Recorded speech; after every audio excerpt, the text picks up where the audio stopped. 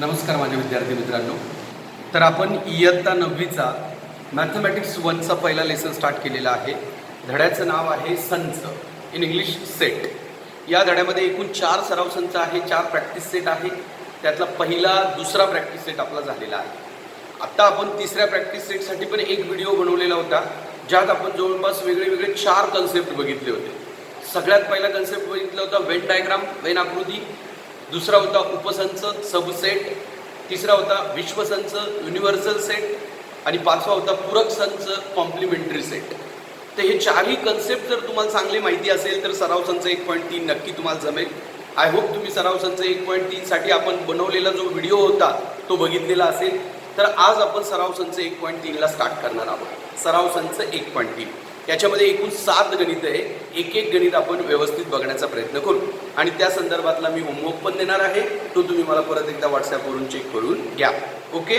आणि सगळ्यात महत्त्वाचं म्हणजे आत्तापर्यंत तुम्ही आपल्या यूट्यूब चॅनलला सबस्क्राईब केलेलं नसेल तर प्लीज लवकरात लवकर सबस्क्राईब करा. आपल्या यूट्यूब चॅनलचं नाव आहे लर्न इझी विथ विष्णू मुळे सर. तुम्ही या चॅनलला सबस्क्राईब पण करा, लाईक पण करा आणि शेअर पण करा. ओके. तर घेऊया आपण 1.3 प्रॅक्टिस सेट 1.3. तर बघायला येतो सराव संच 1.3चा हा पहिला प्रश्न, प्रॅक्टिस सेट 1.3चा हा फर्स्ट क्वेश्चन. त्यांनी आपल्याला इथं ए बी सी डी असे 4 संच दिलेले. बघा, ए मध्ये ए बी सी डी हे 5 घटक आहे, 5 एलिमेंट्स. बी सेटमध्ये सी डी ई एफ हे 4च एलिमेंट आहे. सी मध्ये बी डी हे 2च घटक आहे आणि डी मध्ये ए ई असे 2च एलिमेंट आहे. यांना घटक किंवा एलिमेंट म्हणतात, हे तुम्हाला माहिती सगळ्यांना. प्रश्न असा आहे की ह्या 4 संचाला बघून तुम्ही हे जे 6 त्यांनी वाक्य दिलेले यातले कोणते वाक्य सत्य आहेत आणि कोणते असत्य आहेत ते तुम्हाला लिहायचे आहे. Which of the following statements are true and which are false, you have to write it. Okay. तर बघा तुम्ही ह्या वाक्याचा अर्थ लक्षात आला का तुम्हाला? हे चिन्ह लक्षात आलं का तुम्हाला? काल तुम्ही या चिन्हाचा अर्थ बघितला का? याला उपसंच म्हणतात. सी हा बीचा उपसंच आहे. C is a subset of B. काय वाचता याला? सी हा बीचा उपसंच आहे. C is a subset of B. C is a subset of B. C हा बीचा उपसंच आहे. तर चेक करा, सी बीचा उपसंच कधी असतो? जेव्हा सी चे घटक बी मध्ये दिसले पाहिजे. बघा, हे सी चे घटक बी डी त्याच्यात आहे का? दोन्ही पण. हा जो सी आहे ना तो सर्व बी मध्ये असला पाहिजे, पूर्णच्या पूर्ण. पूर्ण सी म्हणजे बी डी आहे, तो बी मध्ये आहे का? नाही, कारण बी मध्ये फक्त डी आहे, पण बी आहे का? नाही. म्हणून यांचं हे विधान जे आहे ते कसं आहे? असत्य. So this statement is a false statement. समजतंय ना बाळांनो? कळतंय का तुम्हाला? एकदम इझी. बघा काय करायचं, सरळ सरळ हा जो संच आहे याचे सर्व घटक ह्याच्यामध्ये दिसले पाहिजे. याचे सर्व घटक याच्यामध्ये दिसलेच पाहिजे. याचे कारण हा subset A is a subset of D. A हा डीचा उपसंच आहे. ए हा डीचा उपसंच आहे. बघा, ए चे घटक हे 5 येथे डी मध्ये दिसतात का? हे 5च्या 5 डी मध्ये दिसले पाहिजे. हे ए पूर्ण डी मध्ये दिसला पाहिजे. याचा अर्थ लक्षात ठेवा बाळांनो की ए चे सर्व घटक हे डी मध्ये पाहिजे. पण ए चे सर्व घटक डी मध्ये असू शकत नाही, कारण याचे 5 घटक आहेत, फक्त 2च आहे. म्हणजे यांचे हे पण विधान कसं आहे? असत्य. का असत्य, का फॉल्स स्टेटमेंट येते ते तुम्ही नीट समजून घेतलं तरच तुम्हाला सबसेट काय आहे ते कळेल. हो की नाही? आता इथं काय आहे? D is a subset of B. बघा, डी चे सर्व घटक बी मध्ये आहे का? डी चे घटक हे ए आणि बी मध्ये ए आहे का? हे ए बी मध्ये आहे का? नाही. So it is also the false statement. असं एकदम इझी प्रश्न आहे, जमेल तुम्हाला सगळ्यांना, आय होप. ओके. तर हे 4थं आणि 5वं आणि 6वं बघा तुम्ही. 4थं काय आहे? D is a subset of A. D is a subset of A म्हणजे डी चे घटक ए मध्ये दिसले पाहिजे. डी चे घटक ए आहे आणि ते ए मध्ये आहे की नाही? आहे. हा ए ई इथं आहे बघा. म्हणजे हा डी ऑटोमॅटिकली एचा काय आहे? सबसेट. म्हणजे हे विधान कसं आहे? ट्रू आहे, म्हणजे सत्य विधान आहे. बरोबर की नाही? आणि इथे बी एचा उपसंच आहे. बी मध्ये सी डी ई एफ घटक आहेत, ते सगळे ए मध्ये आहेत का? नाही, कारण सी डी ई जरी असलं तरी एफ नाही ना ए मध्ये. बी चे सर्व घटक ए मध्ये दिसले पाहिजे. बी चे सर्व, ते विधान असत्य आहे. This one is the false statement. एकदम इझी. आणि सी हा याचा सबसंच उपसंच आहे. सी चे बी डी घटक याच्यामध्ये आहे की नाही? आहे. म्हणून हे विधान कसं आहे? सत्य, ट्रू. ओके. थोडक्यात काय आलं का बाळांनो? फक्त एकच गोष्ट लक्षात ठेवा की सी हा बीचा उपसंच कधी असणार आहे? जेव्हा सीचा सर्व घटक बी मध्ये दिसले पाहिजे. सी बी मध्ये दिसला पाहिजे. पूर्णच्या पूर्ण सी पूर्ण बी मध्ये दिसला पाहिजे. बी मध्ये थोडे जास्त असू शकतात, पण सीचे सर्व घटक बी मध्ये दिसले पाहिजे, तर ते विधान सत्य आहे, तरच ते विधान ट्रू आहे. आय होप तुम्हाला समजलं असेल. दुसरा क्वेश्चन नंबर 2.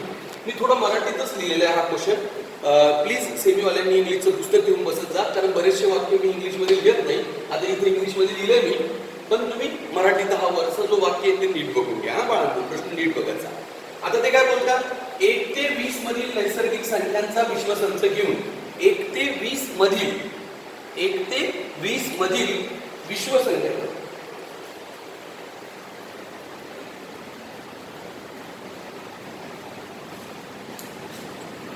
ओके, सॉरी, वाक्य 1 ते 20 पर्यंत पाहिजे होतं खरं तर. 1 ते 20 मधील म्हटल्यावर बऱ्याचशा वेळा आपल्याला असं डाऊट येईल की 1 आणि 20 घ्यायचा की नाही घ्यायचा, 1 आणि 20 घ्यायचा की नाही घ्यायचा. सो इंग्लिश मधलं वाक्य मी बघितलं तर 1 ते 20 मधलं म्हणजे काय, 1 पण घ्यायचा आणि 20 पण घ्यायचा. तो विश्वसंच आहे आपला. म्हणजे यू बरोबर काय येणार, विश्वसंच यू ने दाखवता बघा. एक युनिव्हर्सल सेट येतो 1 पासून तर कुठपर्यंत आणून काय आहे 20 पर्यंत. 6, 7, 8, 9, 10, 11, 12, 13, 14, 15, 16, 17, 18, 19 आणि 20 हे सगळे अंक आपण विश्वसंचात घेणार. विश्वसंचाला नेहमी यू अक्षराने दर्शविल्या जातं. युनिव्हर्सल सेट विश्वसंच यू अक्षराने दाखवतात. ओके, तर हा युनिव्हर्सल सेट आहे from 1 to 20. Natural numbers from 1 to 20 हे सगळे घेतले. आता एक्स मध्ये काय आहे सांगा, एक्स मध्ये कोण आहे, एक्स ही नैसर्गिक संख्या आहे, पण 7 आणि 15च्या मध्ये. 7 पेक्षा मोठी आणि 15 पेक्षा लहान. 7 पेक्षा मोठं कोण, 8, 9, 10, 11, 12, 13 आणि 14. 15 नाही घेऊ शकत आपण, कारण एक्स ह्या 7 आणि 15च्या मध्ये अडकलेला आहे. 7 पेक्षा मोठा आणि 15 पेक्षा लहान. या वाक्याचा अर्थ आहे की x is greater than 7. X is greater than 7 and less than 15. Greater than 7 म्हटलं की 8, 9, 10, 11, 12, 13, 14 पर्यंत तुम्ही घेऊ शकता. वाय मध्ये काय काय सांगा, वाय मध्ये काय काय, Y is also natural number but it is prime number between 1 to 20. Y हा नॅचरल नंबर आहे but it is prime number from 1 to 20. Prime number कोणते कोणते 1 to 20 पर्यंत, 2, 3, 5, 7, 11, 13, 17 and 19. This is why. आता आपल्याला यांची वेन आकृती काढायची. काल दिले होते बघा मी असे प्रश्न. फक्त इथं काय फरक पडला की हे प्रश्न काल मी तुम्हाला प्रॅक्टिससाठी देताना हे संच डायरेक्ट दिलेले होते. आज त्यांनी हे संच डायरेक्ट न देता तुम्हाला स्वतः तयार करायला लावले, कारण त्यांनी शाब्दिक भाषेत दिली. तर एकदम इझी, काय अवघड नाही. आता वेन आकृती आपण 2 पण काढू शकतो, एक यू वाली एक्स वाली आणि यू वाली वाय वाली, पण आपण एकत्र काढूया. आपण पहिल्यांदा हा जो संच असतो त्याला काय म्हणूया, युनिव्हर्सल सेट. हा यू आहे. ओके, याच्यात 2 बॉल काढायचे आपल्याला, एक एक्सचा आणि एक वायचा. तत्पूर्वी त्यांच्यामध्ये काही कॉमन घटक इथं बघून घ्या. सारखे घटक आहे तर ते पाहून घ्यायचे. सांगा एक्स आणि वाय मध्ये काही सारखे आहे का, 8 आहे का तुम्हीकडे, 9 नाही, 10 नाही, 11 आहे बघा, 13 आहे बघा. 2च घटक सारखे, 11 आणि 13. तर जे सारखे घटक आहे त्यांच्यासाठी आपण हा कॉमन पोर्शन काढायचा. काल काढलं होतं आपण, आठवलं सगळ्यांनी. हा तुमचा एक्स संच आहे, हा तुमचा वाय संच आहे, आणि यांच्यामध्ये 11 आणि 13 कॉमन आहे ना, म्हणून 11, 13 इथे दाखवा. फक्त 11 आणि 13 इथे दाखवायचं आणि बाकी सगळे याच्यात एक्स मध्ये दाखवून दाखवा. कोणकोणी एक्स मध्ये राहिलेलं 8 आहे, 9 आहे, 10 आहे, त्याच्यानंतर 12 आहे आणि 14 आहे. आणि इकडे वाय मध्ये कोण कोण राहिले, 2 आहे, 3 आहे, 5 आहे, 7 आहे, 17 आहे, 19 आहे. छान काढा थोडा. आणि आता यू मध्ये राहिलेलं आहे, हे सोडून राहिलेलं आहे. एक्सचा हा सर्कल, वायचा हा सर्कल आणि यू हा पूर्ण. लक्षात येतं ना तुम्हाला, हे तिन्ही संचांसाठी वेन आकृती कशी काढायची. कॉमन भाग असला तर असं दाखवायचं. Okay, you understood it. आता बघा राहिलेलं कोण, इथं एक दोन बघत चला, याच्यात आहे का बघत चला. 1 त्याच्यात कुठेतरी आहे का, नाही, म्हणून इथं दाखवा. 2 आहे, 3 आहे, 4 आहे का, नाही, इथं दाखवून द्या. 5 आहे का, आहे. 6 नाही, दाखवा इथे. 7 आहे का, आहे. 8 आहे का, आहे. 9 आहे का, हो. 10 आहे, 11 आहे, 12 आहे, 13 आहे, 14 पण आहे. 15 आहे का, नाही, दाखवा. 16 आहे का, नाही. 17 आहे का, हो. 18 आहे का, नाही. 19 आहे का, हो. 20 आहे का, नाही. असं दाखवावं लागतं बघा. याला वेन डायग्राम म्हणतात. वेन डायग्राम दाखवणं एकदम इझी आहे. मी आजही तुम्हाला होमवर्कसाठी वेन डायग्रामचा परत प्रश्न देणार आहे. परत हा एकदा तिसरा प्रश्न आपण बघून घेण्याचा प्रयत्न करू. तिसऱ्या प्रश्नात काय सांगितलेले त्यांनी समजून घेण्याचा प्रयत्न करा. सेम आहे. तिसऱ्या प्रश्नात त्यांनी आपल्याला यू संच दिलाय, युनिव्हर्सल सेट दिलाय, पी पण दिलाय, आणि म्हणता काय की तुम्ही यू, पी आणि पी डॅश वेन आकृतीने दाखवा. पी डॅश आलेले आज पी डॅश म्हणजे पीचा पूरक संच, कॉम्प्लिमेंटरी सेट ऑफ पी. आता सांगा मला या आकृतीत यू काय आहे सांगा मला. यू बरोबर तुम्हाला दिसत असेल 1 2 3 7 8 9 10 11 आणि 12 हा यू आहे. आणि पी सांगा, पी सांगा 1 3 7 10. आता राहिला कोण फक्त पी डॅश वाला. पी डॅश तयार करायचा आहे तुम्हाला. पी डॅश तयार करताना मी तुम्हाला सांगितलं होतं की हा यू जो असतो तो लिहून घ्यायचा 1 2 3 7 8 9 10 11 12 आणि हा पी कट करायचा त्याच्यातून. P 1 cut 3 cut 7 cut 10 cut. काय काय उरलं सांगा. 2 8 9 11 12. 2 8 9 11 12 याला पी डॅश म्हणतात. पी डॅश म्हणजे पीचा पूरक संच. याला वाचन कसं करतं मराठीमध्ये पीचा पूरक संच. आणि in English complementary set of P किंवा complement of P. Complement of P म्हणजे काय. कॉम्प्लिमेंट ऑफ पी म्हणजे काय. हा पी जो आहे ना तो सोडून यू मध्ये विश्वसंचामध्ये युनिव्हर्सल सेटमध्ये राहिलेले जे एलिमेंट आहेत ते. म्हणून तो यू इकडे लिहून घ्यायचा असा बाजूला आणि त्याच्यातून एकट करून टाकायचं पी वाला. मग पी डॅश दिसतो. आणि आता याची वेन आकृती काढू आपण. एकदम इझी राहील वेन आकृती. परत एकदा हा रेक्टँगल काढू असा. आता तुमचा युनिव्हर्सल सेट त्याच्यात 2 सर्कल काढायचे, पीचा आणि पी डॅशचा. पण पी आणि पी डॅश मध्ये एकही घटक सारखा नाहीये ना, म्हणून इकडे पी काढू आणि इकडे पी डॅश काढू. वेगळे वेगळे करू. आता कॉमन पार्ट काहीच नाही कारण दोघांमध्ये सारखं काही असणारच नाहीये. पी मध्ये 1 आहे 3 आहे 7 आहे 10 आहे. त्याच्यामध्ये 2 आहे 8 आहे 9 आहे 11 आहे आणि 12 आहे. आता यू मध्ये उरलं तर काही नाही. जेव्हा तो पी आणि पी डॅश असेल ना तेव्हा ते दोघं मिळून सगळा यू बनत असतो. म्हणून यू मध्ये कोणताच घटक उरणार नाही. तुम्ही चेक पण करू शकता. 1 झालाय 2 झालाय 3 पण झालाय 7 पण झालाय 8 पण झालाय 9 पण झालाय 10 झालाय 11 पण झालाय आणि 12 पण झालाय. काही सोडलं नाही. झाली आपली. एकदम इझी, एकदम easy. You can definitely complete it within a time. Okay. तर बघा तुम्ही याच्यावरती मी आधारलेले तुम्हाला होमवर्कला काही प्रश्न देणार आहे. तिसरा जो प्रश्न आहे किंवा दुसरा जो प्रश्न आहे तो वेन आकृतीने दाखवायचा होता तुम्हाला. तर वेन आकृतीसाठी मी तुम्हाला गणित देतोय होमवर्कसाठी. ओके बाळांनो. तर होमवर्कसाठी हा होमवर्क स्टार मारला आता. वेन आकृतीने दाखवा. वेन आकृतीने दाखवा.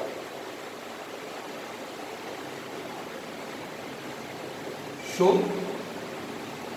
Using Venn diagram.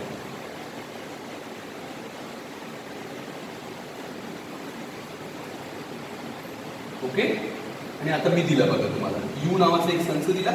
यू मध्ये समजा 2 4 6 8 10 12 14 16 अशी संख्या आहे. आणि मी ए नावाचा एक सेट दिला तुम्हाला. त्याच्यामध्ये 2 8 16 हे 3 घटक आहे. आणि बी मध्ये समजा मी तुम्हाला दिले 3 6 9 12 हे घटक आहे. सॉरी 4 8 12 16 आणि 20 हे घटक आहे. लक्षात येते का. थोडं कॉम्प्लिकेटेड जागा आहे माझ्याकडे पण तुम्ही समजून घ्या. यू मध्ये 2 4 6 8 10 12 14 16 हे घटक आहे. ए मध्ये 2 8 16 हे 3च घटक आहे. आणि बी मध्ये 4 8 12 16 20 हे घटक आहे. तर तुम्हाला हे वेन आकृती दाखवायचं आहे. हा पहिला. आणि दुसरा यू मध्ये तुम्हाला समजा मी 1 2 3 4 5 6 7 8 9 आणि 10 एवढ्या संख्या दिल्या. आणि पी मध्ये समजा तुम्हाला मी 2 3 5 7 9 एवढ्या संख्या दिल्या.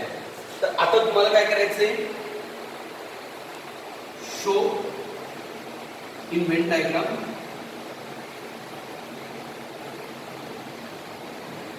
You comma P dash. Okay. तिन्ही दाखवायचे तुम्हाला U P P dash. Okay. तर हे होमवर्कला दिलेलं आहे तुम्हाला. लक्षात येते तुम्हाला सगळ्यांना. हे वेन आकृतीने दाखवायचं आहे. हा पहिला प्रश्न एकदम कॉमन आहे. याच्यात यू संच आहे ए संच आहे बी संच आहे. इथं कॉम्प्लिमेंटचा काही संबंध नाही. पूरक संचाचा काही संबंध नाही. आणि इथे मात्र यू आहे आणि पी आहे. पी डॅश दिला नाहीये तुम्हाला. पण दाखवायला काय सांगतोय मी. यू पण दाखवा पी पण दाखवा आणि पी डॅश पण दाखवा. ओके. लक्षात राहील तुम्हाला सगळ्यांना. दिसतंय का तुम्हाला व्यवस्थित. बघा नाही का जरा चांगलं बघून घ्या आणि हे वेन आकृती दाखवा. पण प्रॉब्लेम असं झालाय की इथला दुसरा प्रश्न बाकी आहे. इथला दुसरा प्रश्न आपल्याला शोध करायचा आहे. हा एक प्रश्न होता इथला. इथला दुसरा प्रश्न दाखवायचा आहे मला की पी डॅशचा डॅश हा पी एवढा असतो. ते दाखवून देतो मी तुम्हाला. हे एका प्रश्नाचं उत्तर आहे बाळांनो. हे आपण वेन डायग्राम दाखवलेली आहे. याच्या खाली दुसरा प्रश्न पण दिलेला आहे आपल्याला. मग मी एकदा दुसरा प्रश्न इथे लिहून दाखवतो तुम्हाला. तो एकदा लिहून घ्या आणि मग हा होमवर्क करा. हा होमवर्क, दोनच गणित दिलेले मी होमवर्कला, मग करा. अगोदरच बोललो मी तो, पण तो नंतर करा. आता दुसरा प्रश्न बघा, आपल्याकडे पी डॅशचा डॅश तयार करायचा आहे.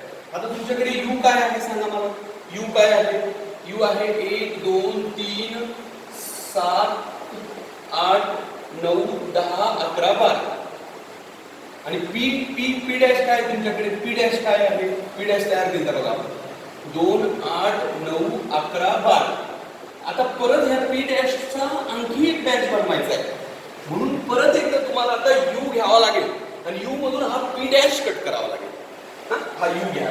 यू काय आहे तुमच्याकडे? 1 आहे 2 आहे 3 आहे 7 8 9 10 11 आणि 12 घेतला.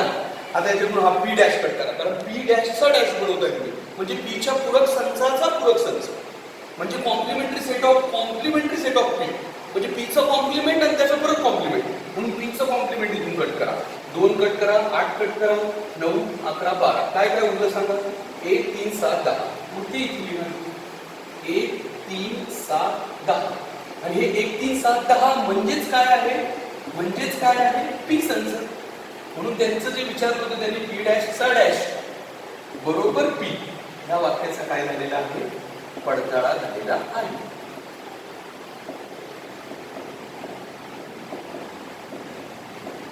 व्हेरीफाय. लक्षात येतंय का तुमच्या? हे बघा, हा दुसरा प्रश्न विचारलाय त्यांनी की पीच्या पूरक संचाचा पूरक संच बरोबर पी असतो. आपण काय केलं मग? यू लिहून घेतलं, पीचा पूरक संच लिहून घेतला जो इकडे तयार केला आपण, आणि मग ह्या पीच्या पूरक संचाचा आणखी पूरक संच कसा बनवला मी? हा यू लिहून घेतला आणि त्याच्यातून हा पीचा पूरक संच कट केला. मग उरलेले घटक जे लिहिले ते संचात दाखवले आणि तो संच म्हणजेच कोणता आला? पी आला, म्हणून पडताळा झाला. एवढं व्यवस्थित बघून घ्या तुम्ही दादा याला, आणि त्याच्यानंतर तुम्ही हे होमवर्कचे 2 गणितं करा. ओके बाळांनो, आतापर्यंत आपले 3 प्रश्न झालेले, सगळे प्रश्न 7 आहे. ओके, बघू आपण पुढचा प्रश्न बघू आपण. पुढचा प्रश्न बघू आपण, लक्ष द्या तुम्ही.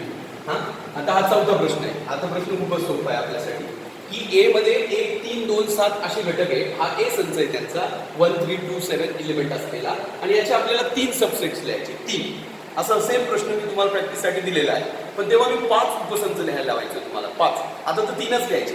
तर कोणते 3 लिहा? नंबर 1, नंबर 2 आणि नंबर 3. आपण त्यांना नाव देऊया पी क्यू आर. आणि संचामध्ये काय करायचं असतं? आता हे ए चे उपसंच बनले पाहिजे, हे म्हणजे यांचे घटक त्याच्यात दिसले पाहिजे. म्हणून काय करायचं? त्याचेच घटक यांच्यात घेऊन टाकायचे कमी जास्त. एकदा 1 घेऊ, एकदा 3 घेऊ आणि एकदा फक्त 2 घेऊ. तुम्ही 2 घटक पण घेऊ शकता, 1 3 2 7. तुम्ही सगळे घटक पण घेऊ शकता. असे खूप सारे उपसंच लिहिता येतात, पण आपल्याला त्यांनी किती लिहायला लावले? फक्त 3च. And these are the subsets of set A. एकदम इझी. लागलं सर वरती तुम्ही हेडिंग द्या, ए चे उपसंच सबसेट ऑफ सेट ए, आणि खाली लिहून दाखवा हे 3. सर आम्ही 7 घेतला तर चालतं, 4था संच बनेल. सर 1 आणि 3 घेतलं 5वा बनेल, 3 आणि 2 घेतलं 6वा बनेल, 2 आणि 7 घेतलं 7वा बनेल, 1 3 2 घेतलं 8वा बनेल, 3 2 7 घेतलं 9वा बनेल, सगळे घेऊन टाकले 10वा. असे खूप सारे सबसेट्स बनतात बाळांनो. तुम्हाला फक्त किती लिहायचे? 3. You have to write only 3. आणि त्याच्यावरच मी होमवर्क तुम्हाला दिला लगेच, की हा पी संच आहे, याचे तुम्ही 5 उपसंच लिहा. Write any 5 subsets. आणि हा ए संच आहे आणि याचे पण तुम्ही कोणतेही 5 उपसंच लिहा. हे जमलं पाहिजे तुम्हाला. ओके, एकदम इझी वाग. आणि आता हे बघा, हा एक प्रश्न इम्पॉर्टंट आहे, व्हेरी इम्पॉर्टंट. असा प्रश्न मी तुम्हाला होमवर्कला नक्की देईन. याच्यात त्यांनी 2 प्रश्न विचारले, हा पहिला आणि तो दुसरा.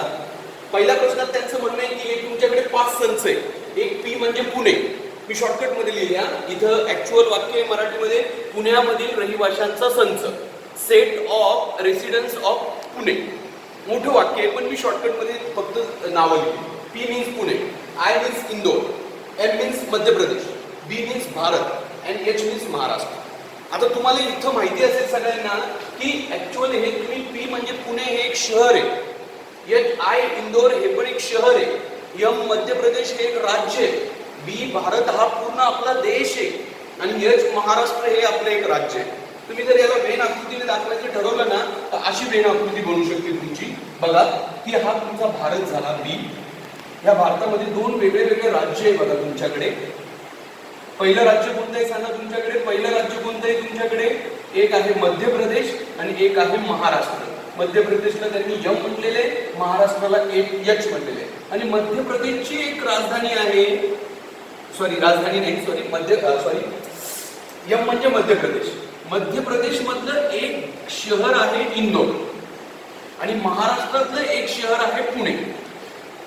बघा मी आकृती काढली, आकृती नाही काढली तरी चालेल तुम्ही. खरं तर हा भारत आहे सगळा आणि भारतात हे दोन राज्य आहेत जसं आपल्याला नकाशात बघायला मिळतं तसं.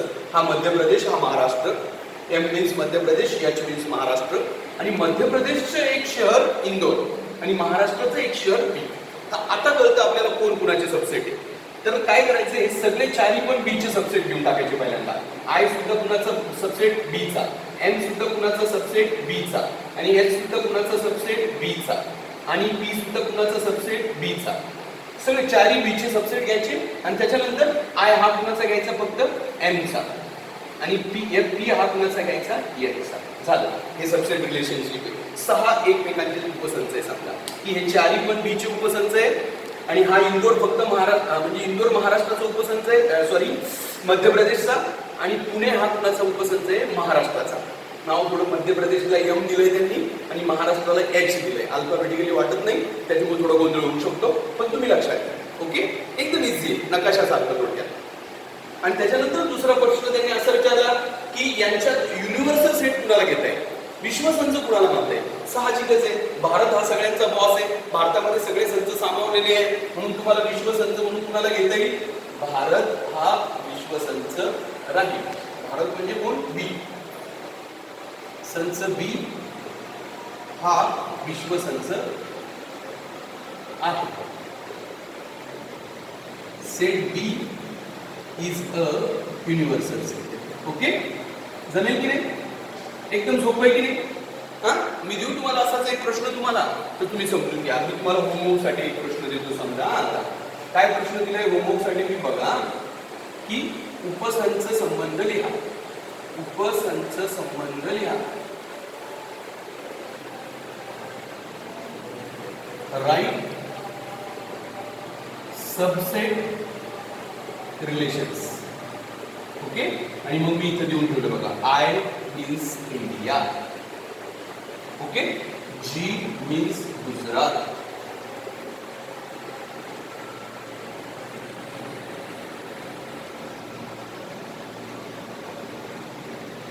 Okay, M means Maharashtra.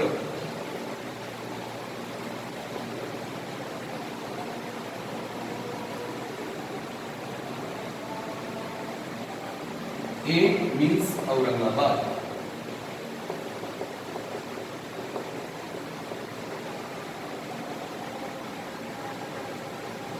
आणि एस मीन्स सुरत.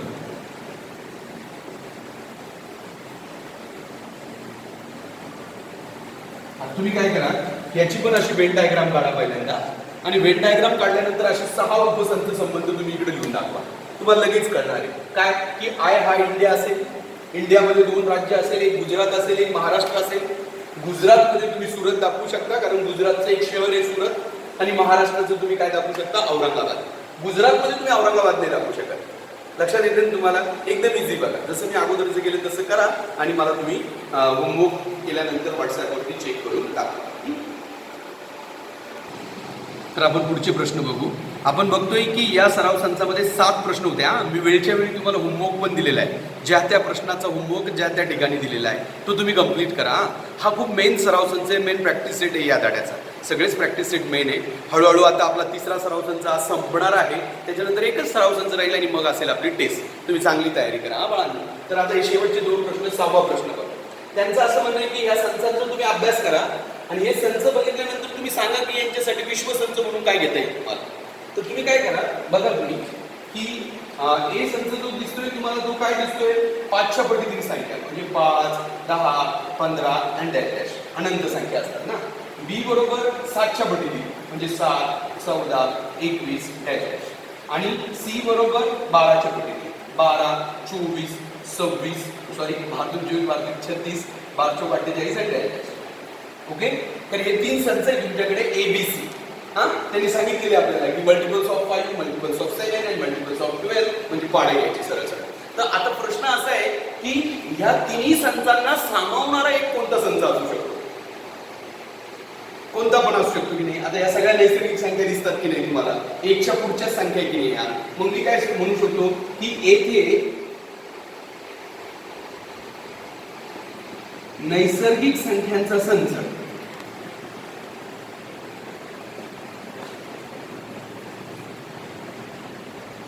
हा विश्वसंच निताई. बरोबर ना? थोडक्यात काय करायचंय तुम्हाला सगळ्यांना की ह्याच्या संख्या आहे ना, ह्या संख्या कोणत्या प्रकारच्या आहेत? तीनच प्रकारच्या संख्या आपल्याकडे, नॅचरल नंबर, होल नंबर आणि इंटिजर्स. नैसर्गिक संख्या, पूर्ण संख्या आणि पूर्णांक संख्या. एकच्या पुढच्या दिसल्या तर नैसर्गिक या, किंवा पूर्णांक संख्यांचं पण म्हणू शकता तुम्ही, याला होल नंबर्स पण म्हणू शकता, याला काही पण म्हणू शकता. पूर्णांक संख्या तर प्लस वाल्या पण मायनस वाल्या पण असू शकतात ना. म्हणून तुम्ही इथं नाव जर पूर्ण संख्यांचं घेतलं तरी तो विश्वसंच बनेल, पूर्णांक संख्यांचं घेतलं तरी तो विश्वसंच बनेल, वास्तव संख्यांचा घेतला तरी तो विश्वसंच बनेल, कोणतेही विश्वसंच करू शकता. पण आपण बघून घ्यायचं संख्यांचा प्रकार. जर का फक्त पॉझिटिव्ह दिसल्या तर नैसर्गिक या, पॉझिटिव्ह मध्ये 0 पण दिसला तर पूर्ण संख्या म्हणा, आणि जर का मायनस पण दिसल्या तर मग इंटिजर्स म्हणा, पूर्णांक संख्या म्हणा, आणि तोच त्यांचा युनिव्हर्सल सेट असतो. म्हणून तुम्ही म्हणा here set of natural numbers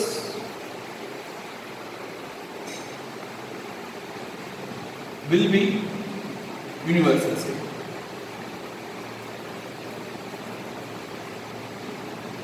प्रश्न कळाला का तुम्हाला सगळ्यांना?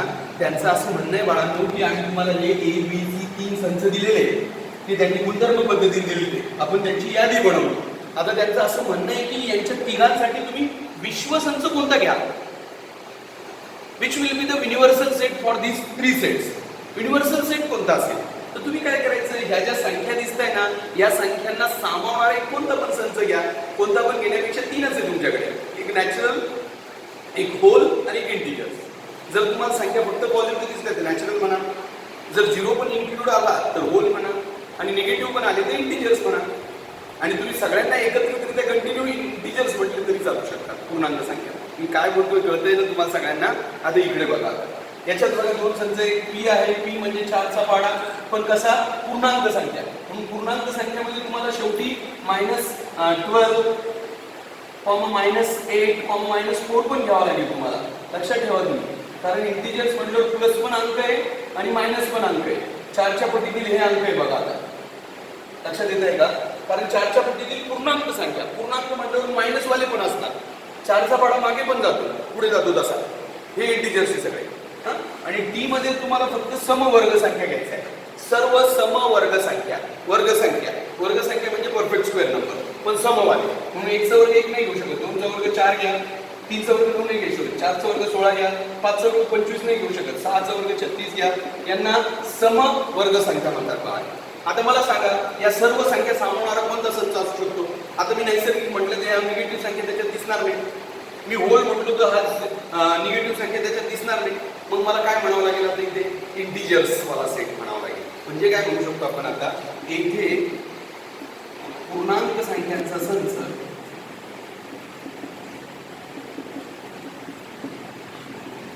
हा विश्वसंच निताई.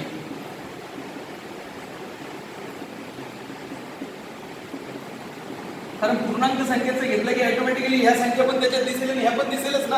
कारण विश्वसंच त्यालाच म्हणतात ना, जो संच यांना दोघांना काय करू शकतो? सामावू शकतो. आता तुम्ही नॅचरल नंबरचं सेट घेतलं तर ह्या दिसणार नाही ना त्याच्यात निगेटिव्ह वाल्या. असं लक्षात येते ना. Here set of integers will be universal set.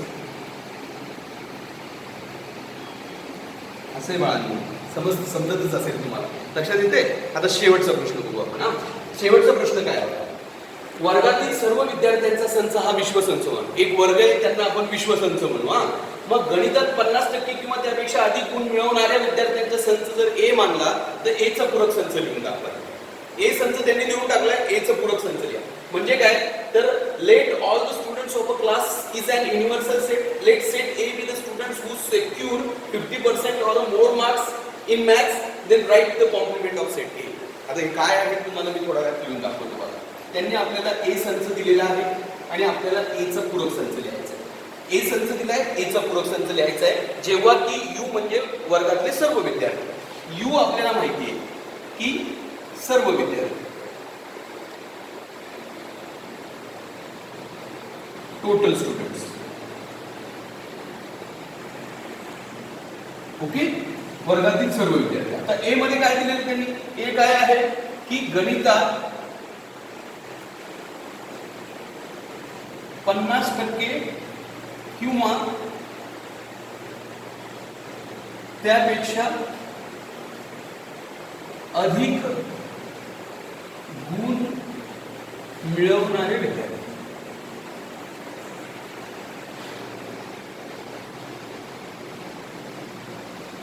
Okay, म्हणजे काय?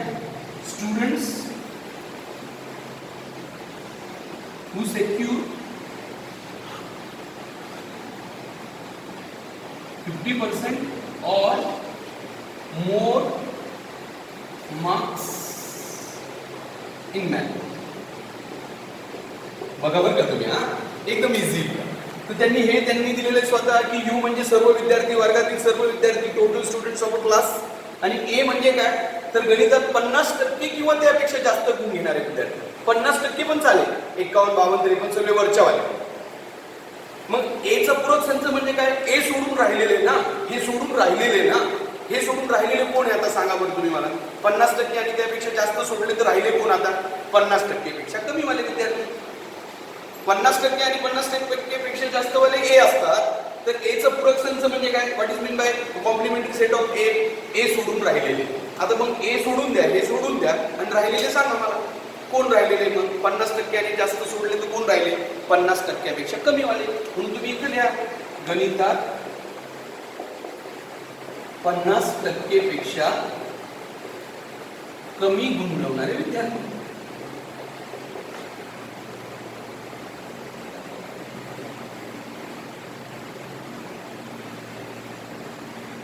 म्हणजे काय? Students who secure